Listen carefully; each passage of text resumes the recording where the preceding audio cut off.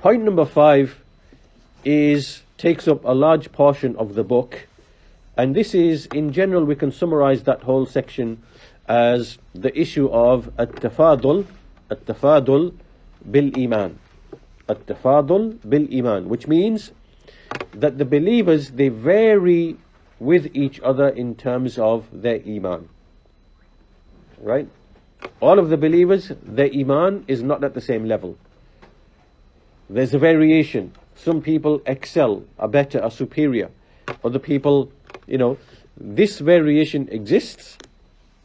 And what's the basis of this variation between the believers? It is in the issue of ubudiyyah. Not everybody is a slave to Allah Azza wa Jal in the same way. Right? Not everybody has the same level of servitude to Allah Azza wa Jal. And what we find is that because the heart of a person can have different types of attachments, people have different types of attachments in their lives, and they are put to trial by the heart's attachment to other things besides Allah, then not everybody is going to have the same level of ubudiyyah. Right? So from the things that Ibn Taymiyyah, he discusses, for example, things which are from the heart, where the heart becomes, turns away from Allah. For example, is ar-riya, which is showing off. Doing deeds to show off. Doing acts of worship to show off, to be seen of other people. Right? To give charity so people say, isn't he generous? To pray in the mosque, the nawafil prayers, to be seen, so that people look and see, oh, this is a good worshipper, right? This is ar-riya. So here the heart has an attachment to other than Allah. It's trying to please other than Allah, right? This is one form. Another form is the heart's love and attachment and servitude to wealth. So the hadith, ta'isa abdul dirham, perish or ruined or wretched is the worshipper of the dirham. Worshipper. Right? Meaning the one whose heart is attached to wealth. This is another thing that many people are put to trial with. Their hearts are attached to wealth, and that wealth diverts them from their obligations and their duties to Allah Azza wa Jal. Right? Likewise, there are shahawat. The third thing, shahawat. There are lusts, desires that people are put to trial with. The fulfillment of their lusts and desires. That's the third one. Attachment, to women or to men, vice versa to men. Fourthly, power. There are some people who seek power and their hearts are attached or enslaved by power or authority or leadership, all similar things. Also, another form where this exists is where a person is in need of and dependent on other people for his subsistence. Right? So basically we are speaking of things like when a person, he like almost begs, and if he doesn't beg, he's like kind of, he's always dependent and his heart is attached to other people, wanting his needs to be fulfilled by way of them, right?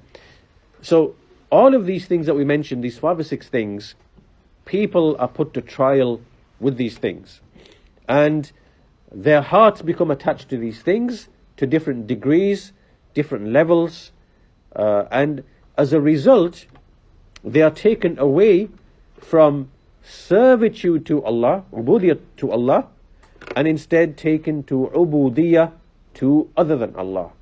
Right? This is something that happens. Every believer is put to trial by way of these things. And so the point being is, where does the trial and the tribulation start from? Right? In being put to trial with servitude to other than Allah. It begins with at-tama'. At-tama' means that in your heart there is a want or a desire for something. Right? So if in your heart there is the want or the desire for these things, you seek these things, then by necessity you will be led to be enslaved to other than Allah. But if your, tama', your want and your aspiration and your desire is for Allah and His bounty and His mercy and His reward, right? That's what you are seeking. You're seeking the hereafter. That's the only thing you seek. You will not be enslaved by other things. You will not be enslaved by other than Allah Azza wa Jal. And that's why there was a statement that was mentioned, استغني عمن شئت تكن نظيره وأفضل إلى من شئت تكن أميره واحتج إلى من شئت تكن أسيره. Which means that if you are free of need and free of want from other people, from whomever you will, then you will be his equal, right? Meaning that if you become self-reliant and you don't depend upon other people, and you're not in need of them, you will then become the equal to that person. You will be his equal, nadhir. And if you show bounty and favor to whomever you will then become his amir. You will become the one who is his leader, right? And be in need of whomever you will, and you will be his captive. You will be his captive, right? So there are three states here. The first one is that if you become free of need of those besides you, meaning that you don't depend upon them or rely upon them or be in need of them for your subsistence, your provision, your needs and so on and so forth, you will be an equal to that person, right? It's not like a slave or a master relationship. And if you yourself are the one who is bountiful and bestowing upon other people, then basically you are their amir. You are their amir. And if you are the one who is in need of other people, then you are their captive. You are their asir, right? What this shows is that obviously as servants of Allah, we have interactions with each other by necessity. Obviously we have to interact with each other, even to the degree that, we have wives, husbands, children, relatives, whatever. We all have interactions with other people. Within those interactions, then these kind of scenarios or situations can exist, right? You can either always be in need of other people, or you can be free of need of other people, right? And that in turn will then, affect your status. Are you truly a servant of Allah? Is your heart truly reliant only upon Allah, dependent only upon Allah, attached only to Allah, right? So you can see that these issues here, they are issues in which the believers, they will vary a great deal. And every time the heart increases in its attachment to other than Allah, it will become an abd of them or of those things, and that will take him away from his ubudiyah to Allah. And every time a servant's heart increases in its attachment to Allah, then his ubudiyah will also increase to that degree, right? This is something that returns back to the heart. And that's why Ibn Taymiyyah mentioned a very important point, which is that sometimes you can observe and see people, you might think that they are the leader or the master, but in reality they are the slave. This can happen in relations between a husband and wife, where, for example, a man is held captive by a woman. He is supposed to be the one who is in charge, but because of, he's captivated by her, she is the one who basically controls him and, moves him here and there, right? Similarly, a leader, Ra'is or Amir, right? He appears to be the one in power, but really he is the one who is in need of his, for example, his ministers, the military, and he fears them, right? Because he knows that they could take power from him and whatever else. So although he appears to be in charge, it's really other people who are in charge, right? So he does things, and those things are to please other people, even though outwardly when we look, we see that, it appears to be that he's the one who is in power. So these are just some of the realities that relate to the servitude of the heart, right?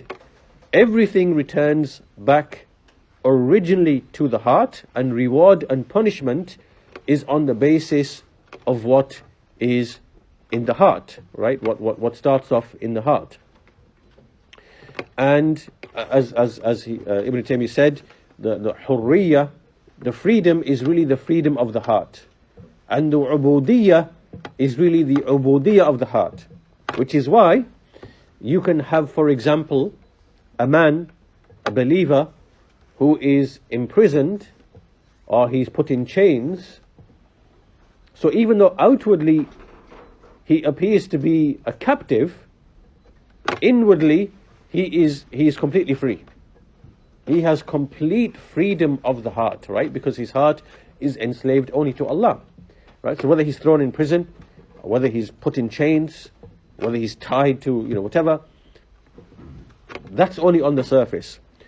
Conversely, you can have someone who appears to be totally free, but he's completely enslaved with the heart, in terms of the heart. And this is what you see with the kuffar and the mushrikeen. They are either enslaved to their idols, or they are enslaved to their lusts, to their desires, or to material things, or to, people, right? They are completely captivated and enslaved, in terms of the heart. So it's the heart which is either free or which is enslaved. Now, as we said, everything really begins with the heart. And one of the things that Ibn Taymiyyah spoke of a lot is the issue of love, mahabba, right? Because mahabba is a very important part of ubudiyya, because the moment there is any type of love in the heart automatically starts moving, right? This is the nature of the heart. The moment the heart is filled with love of anything, it automatically, naturally moves towards that thing.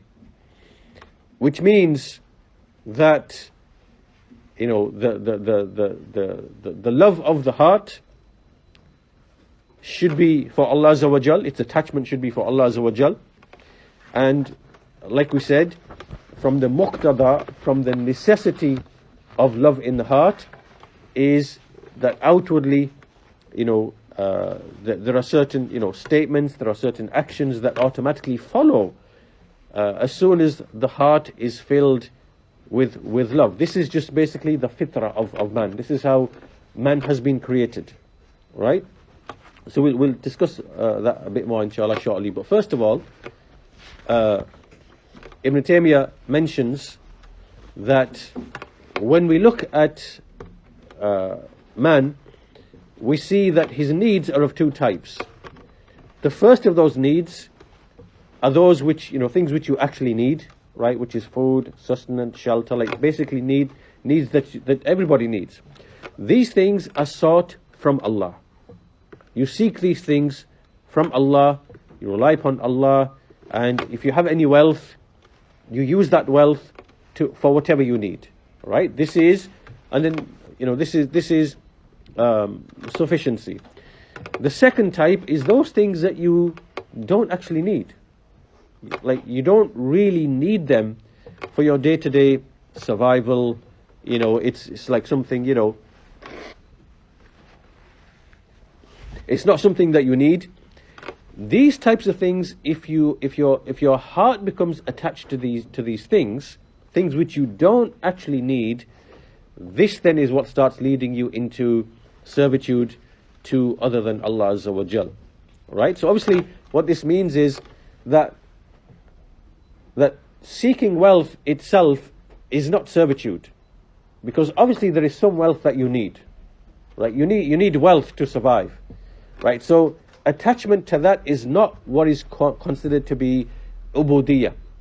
But attachment to wealth that goes beyond what you need, beyond what is sufficient, and then attachment to that, this is now what enters into ubudiyah, right?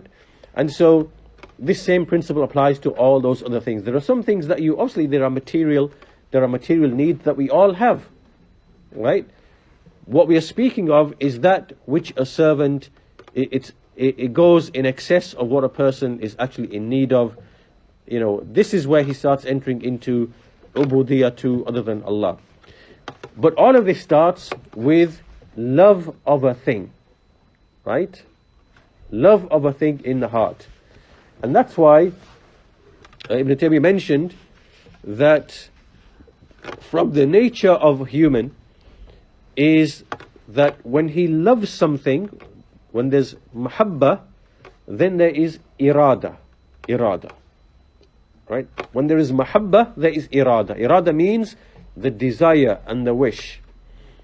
And whenever there is a desire and a wish, there is haraka or taharruk, which is motion, right? It's actual motion. You know, this is very, very simple to understand. This applies to food, right? In your mind, you know, you love a certain food, you love a certain item, you love a certain food, right? There's a love, right? Because there's pleasure. When there's love, irada follows. Irada is the desire, the wish. And then when there's desire and wish, there is motion, meaning that you are moved. You are moved to go and seek that thing which you love. This is just the nature of man, how he has been created, how his body works, how his heart works. This is just how it is. And this means, as Ibn Taymiyyah says, that because this is the very nature of man,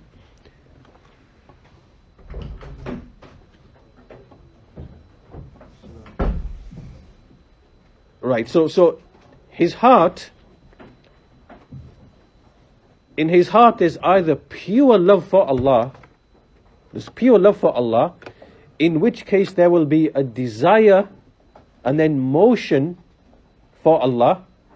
It's either that, or if there's, you know, love of any other type, then by necessity there will be irada and motion. There will be to whatever that thing is, right? This is just the nature of the heart itself, right? So if a mushrik loves his idol, he'll be drawn towards that, right? If a man loves wealth and power, lust for power, he'll be drawn towards that, right? So this is how it is. This is just the nature of how the man is, right? The humans are. Whatever the heart is filled with, then the irada and the haraka, the motion of the body, will go towards that thing, right? So once we know that, then it becomes very clear that if a person is not worshipping Allah alone, then he will be worshipping other than Allah. Very simple, very clear. It starts in the heart, and it starts with mahabba, with love, right? Mahabba is, as you remember, Ibn Taymiyyah discussed this for quite a while, speaking about mahabba being the asal of worship, foundation of worship itself. It starts with mahabba, because mahabba then creates all of those inward motions and outward motions that lead people to desire things and do things. So, the perfection of ubudiyah, therefore, kamalul ubudiyah, is by way of what? Is by way of kamal al-mahabba, the perfection of love, right? And this love itself has clear signs, clear criteria, clear manifestations. And Ibn Taymiyyah spoke about that, you know. He spoke about ittiba. قُلْ إِن كُنْتُمْ تُحِبُّونَ اللَّهَ فَاتَّبِعُونِي. So if you truly love Allah, then follow me. Ittiba, following the messenger, imitating the messenger, is one of the clear manifest signs of true and genuine love of Allah. Right? True and genuine love of Allah, that is. Not the love similar to what the Christians claim, where it's just love and there's no conformity with the legislation. Not that type of love, but a genuine type of love, right? Because this love was claimed by the Jews and the Christians. And this verse was revealed: if you truly love Allah, then follow me. فَاتَّبِعُونِي, follow me, make ittiba. Right? Also, from the signs of this love is to strive in the path of Allah Azza wa Jal. Right? To strive in the path of Allah Azza wa Jal. So, also from the points that Ibn Taymiyyah mentioned in relation to this as well, is how do the hearts find satisfaction? How do the hearts find satisfaction? How does your heart become at ease, have serenity, have tranquility? It is simple. It is by two things: إِيَّاكَ نَعْبُدُ وَإِيَّاكَ نَسْتَعِينُ. Right? You alone do we worship, and from you alone do we seek aid and assistance. Right? Happiness, serenity lies in these two things. Right? You worship Allah, and then you seek Allah's aid in that worship. And all of tranquility and happiness lies in pursuing these two things. In the absence of these things, you can get every pleasure, every desire, have all the possessions in the world, have everything. You will never ever taste serenity, satisfaction, tranquility. Right? You simply won't get it. This is the basis of tranquility and serenity. And that's why we mentioned also in the lessons how the people of disbelief, materialism, and even amongst the Muslims, who amass tremendous amounts of wealth, tremendous amounts of possessions, have everything, likable thing, yet they first of all, they are enslaved. They are in ubudiyah to other than Allah. Secondly, they do not have true tranquility of the heart, because the tranquility lies in these things, So this is another point that Ibn Taymiyyah mentioned. And after that, he also went on to discuss another point about how the Messenger of Allah Sallallahu Alaihi Wasallam, he was perfect in his love of Allah, which is why he had the station of al-khulla. Al-khulla is an intimate type of friendship. Right? It is above the level of mahabba. And this was the case with Ibrahim alayhi salam. But Muhammad sallallahu alayhi wasallam was the greatest messenger, and he was had the khulla, which is the intimate friendship with Allah Azza wa Jal, which is why it's because he actualized ubudiyah to Allah Azza wa Jal and the perfection of mahabba, which leads to this khulla. Right, the perfection of this intimate friendship with Allah Azza wa Jal. Also from the points he mentioned in relation to this tafadul, this variation between the believers, is that when we speak of love, love is really the starting point. And it has to also be attached to fear and hope. You can't just have love on its own. Right? And we mentioned the statement related from some of the Salaf: Man abadallah بالحب فهو زنديق ومن عبده بالرجاء وحده فهو مرجي ومن عبده بالخوف وحده فهو حروري ومن عبده بالحب والخوف والرجاء فهو مؤمن موحد. Whoever worshipped Allah with love only, then he is a heretic. Right? So this refers to those people who claim they love Allah and they try to express that love by ways other than following the Sharia. Right? This will lead you to heresy, to misguidance. This is like the Sufis who basically follow the way of the Christians, and they sing songs and do dances and praise the messenger and think this is worship. Right? This is not worship. Worship is to obey the messenger of Allah and to worship Allah according to how he commanded you through his messenger. Right? So the claim of love alone, it leads people to go astray in this way, similar to the Christians. Whoever worshipped Allah with hope only, then he is a murji. Murji meaning that he will be someone who will neglect actions. He will belittle actions. He will think Allah's merciful, He's Ar-Rahman, Ar-Rahim, Al-Ghafur, Al-Ghaffar. Right? He's most merciful, most kind, Ar-Ra'uf, most compassionate. He forgives all the time. Right? So he will rely upon Allah's mercy, and he will belittle action itself. He will belittle the affair of action. Right? So he will become a murji. A murji is the one who expels actions from iman. And whoever worships him with fear only, then he is a haruri. Haruri meaning from the Khawarij. Because the Khawarij, they worshipped Allah out of intense, exaggerated fear. Right? So they said, we are doomed, we are going to perish, Allah's never going to forgive us. Right? So they had this mentality. And if you have this mentality, then, it leads you to despair. Right? This also is tremendous misguidance.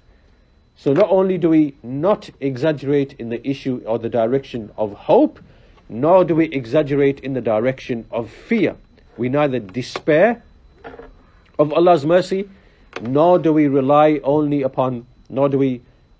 put excessive, unfounded hope in Allah's mercy either, in the absence of actions, right? So Ibn Taymiyyah made that point, important point, when it comes to love, right? Love is the asl and the foundation of ibadah.